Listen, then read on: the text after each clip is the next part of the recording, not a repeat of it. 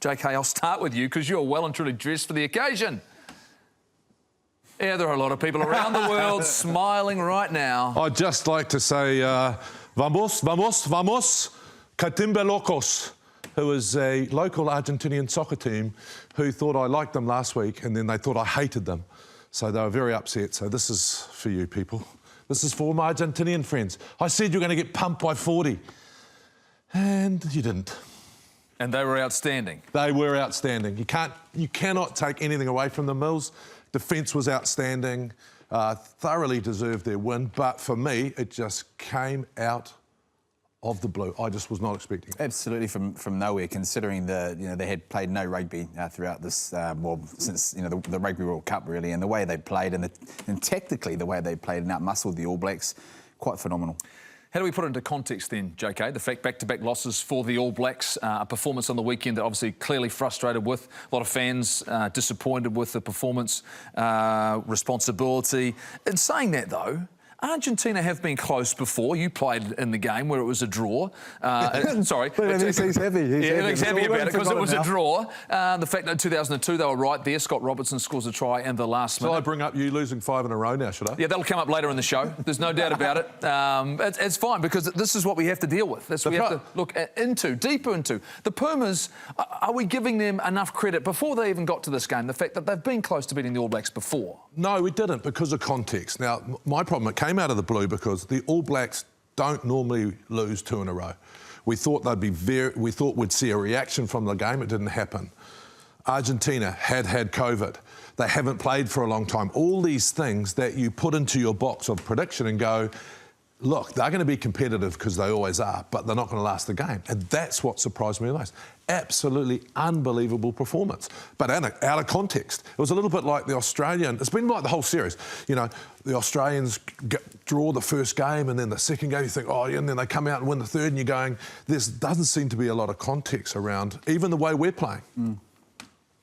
I looked at some of the comments Steve Hansen made over the last couple of years in terms of challenges they had, and of course they lost to Ireland for the very first time, Mills, and his look at the game, it was that the fact that defences now were dominating the attack. Is this just another sign of that? Given 2019 Rugby World Cup final played between South Africa and England, we for years have encouraged Argentina, South Africa, to play an open brand of rugby, to develop their game, which they have through Super Rugby. But in the end, did they just go back to their roots, the Pumas, go back to their scrum? Their kicking game, was that good enough? And in the end, defence has won the day. Well, funnily enough, their scrum in the last couple of years hasn't been that great. You know, they've shown signs of going back to their own game.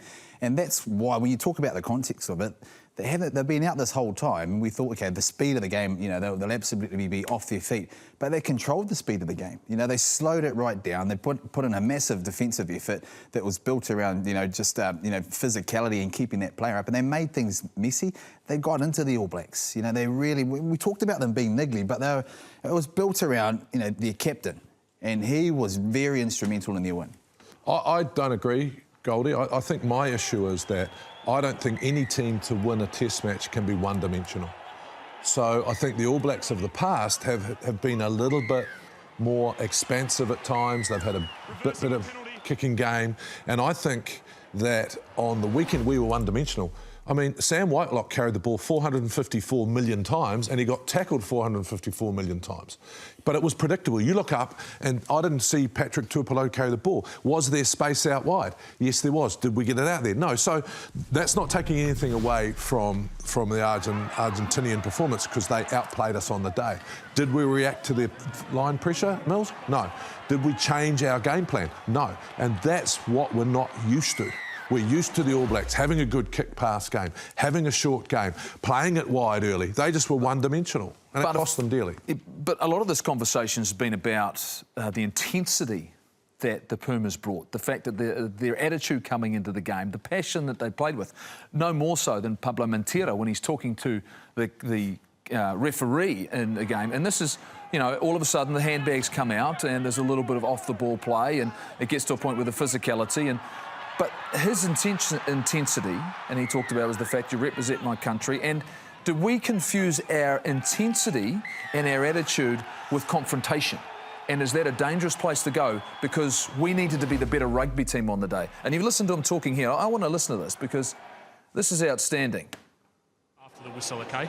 Okay, I can't see a guy kick in the face of one of my men. Okay. It's not respect. Yeah. I'm playing for my country. I understand That's that, not respect. but let us deal with it. We don't need you as the captain coming in. Let's show some leadership, okay? Okay, you've got the original penalty, but don't let me reverse it, please. That's a Spanish Sean Fitzpatrick. Smart. I mean, that's just a smart thing a captain should say. So what happened is they always niggle and they always hit you hard at rucks and that sort of stuff. You cannot react to that. They are always on the border because that's how they play, with passion, right? But what we did is we lost our discipline. Cole slapping that guy in the face is just like, that's absolutely losing your cool because they're getting on top of you. We normally do that to the opposition. So you've got to take your hat off to the leadership and the pressure.